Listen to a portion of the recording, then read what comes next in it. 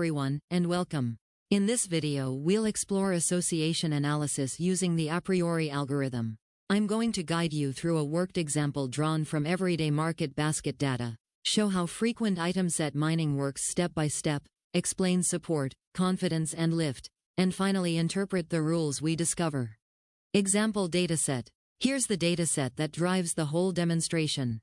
We have 5 grocery transactions, each a small list of items like bread, milk, diapers, and beer. The goal is to expose the hidden co-purchase relationships inside this basket-level data. Step 1. Frequent one item set's support is greater than or equal to 0.6. Step 1 scans the dataset and counts how often each single item appears. With a support threshold of 60%, we keep any item bought in at least 3 of the 5 transactions. 4 products clear that bar: bread, milk, diapers, and beer. Items below the threshold are discarded immediately. A priori never revisits them.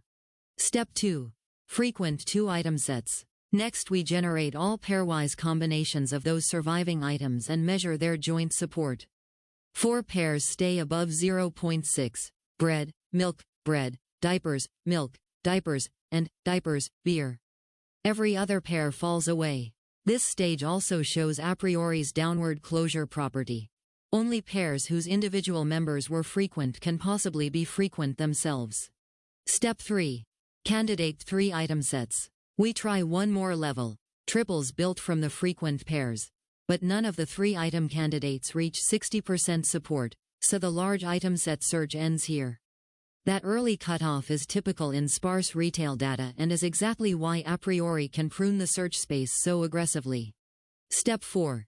Generating association rules. Now we transform each frequent 2 item set into directional rules and compute 3 metrics.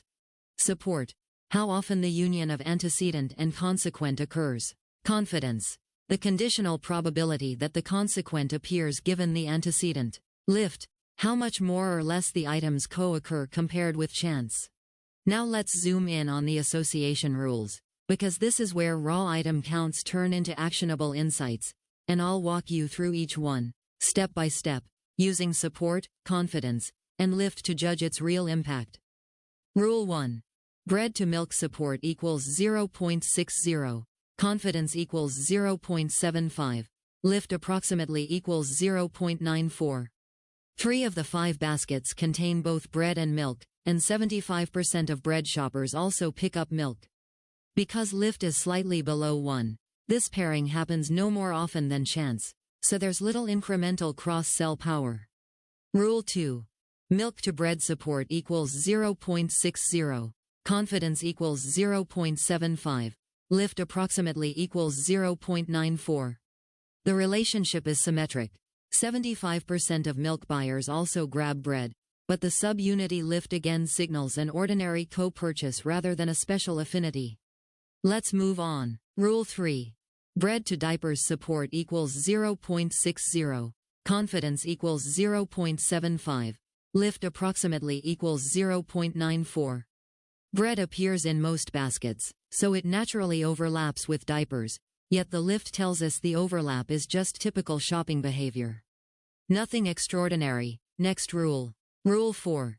Diapers to bread support equals 0.60, confidence equals 0.75, lift approximately equals 0.94. Flipping the direction changes little. 3/4 of diaper buyers also buy bread, but again lift rule 5. Milk to diapers support equals 0.60. Confidence equals 0.75, lift approximately equals 0.94. Milk is a staple for many households, so it overlaps with diaper purchases at a routine rate. The below 1 lift confirms it's not a standout target for promotions. Rule 6. Diapers to milk support equals 0.60, confidence equals 0.75, lift approximately equals 0.94. Diaper buyers grab milk 3/4 of the time, but they do so about as often as everyone else. Still no incremental leverage. Next. Rule 7. Diapers to beer support equals 0.60, confidence equals 0.75, lift approximately equals 1.25. Here the story changes. Diaper shoppers pick up beer 25% more frequently than chance predicts. The lift greater than 1 flags a genuine affinity, suggesting a joint promotion could drive extra sales. Rule 8. Beer to diapers support equals 0.60. Confidence equals 1.00. Lift approximately equals 1.25. Every beer purchase in this small sample is accompanied by diapers, giving perfect confidence and the same positive lift. This is the star rule. Promoting diapers to beer buyers or vice versa is likely to add real basket value. Summary table. This summary table condenses all 8 association rules into one quick scan view. By lining up support, confidence, and lift side by side, it highlights the single rule with lift greater than 1, diapers and beer, while showing that the other 6 combinations, despite high support, add no incremental value. Use this table as your decision dashboard. It tells you at a glance which patterns deserve marketing attention and which are just routine shopping overlap. Step 5. Interpretation. Business insights. Lift. The first insight zooms in on the lift column. For 6 of the 8 rules, including bread to milk and milk to diapers, the lift hovers around 0.94, which is below 1. That tells us the paired items actually appear slightly less often than you would expect if every purchase were independent. In business terms, these combinations are ordinary household staples traveling together by coincidence. Pushing extra promos here is unlikely to raise total basket value. Strong rules. Diapers and beer. The second insight spotlights the only rules with lift greater than 1. Diapers to beer and beer to diapers. Both post a lift of 1.25, signaling a 25% higher co-purchase rate than chance, and the beer to diapers rule even delivers 100% confidence. That perfect conditional probability means every beer buying customer in this sample also bought diapers, marking a genuine affinity. Actionable takeaway. Create bundles or aisle pairings. Buy a 6-pack, get a diaper discount, to convert this natural link into measurable revenue. High support values. The final insight reminds us that all rules exceed a 0.60 support threshold, so each pattern touches at least 3 out of 5 transactions. High support means these rules represent broad shopper behavior, not quirks of a tiny subgroup.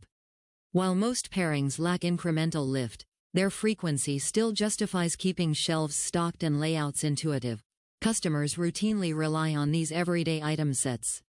That wraps up our walkthrough of Apriori on a simple market basket example. Thanks for watching.